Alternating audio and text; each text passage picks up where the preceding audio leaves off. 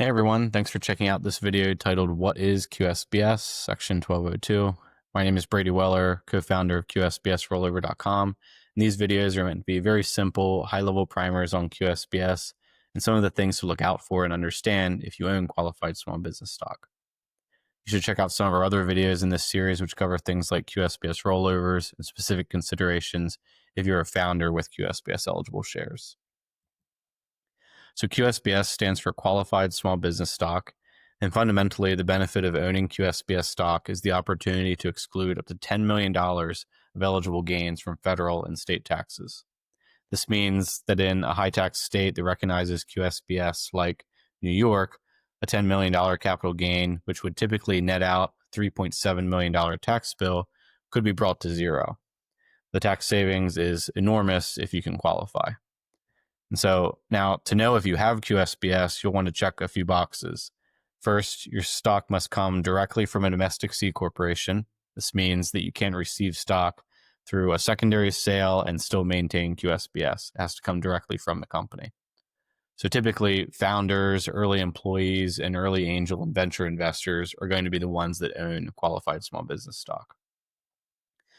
Additionally, when you receive the stock, the company must have less than $50 million in assets. A good proxy for most startups here is the Series B round, when many companies are going to pass the asset threshold. So if you receive stock before this point, you may have eligible shares. Now, during the time that you hold your stock, be sure that the business doesn't participate in any of the excluded business categories, such as consulting, real estate, or investment management.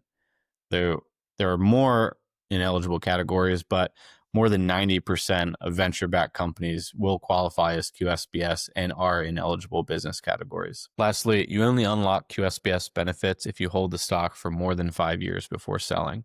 So if you check all of the other boxes and you hold the stock beyond 5 years, so maybe it's 7 years since the start of your company and you're the founder, the company gets acquired, that 7-year holding period would be beyond 5 years. And if you check all the other boxes, you would be granted your QSBS exclusion at that point.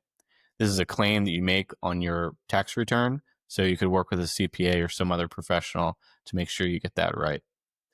So to wrap up here, if you think you may own QSBS and want to talk to someone to learn more, feel free to contact us at QSBSrollover.com or reach out to me directly at Brady@QSBSrollover.com. QSBS is far too big of an opportunity to not understand if you could benefit. Thanks for listening.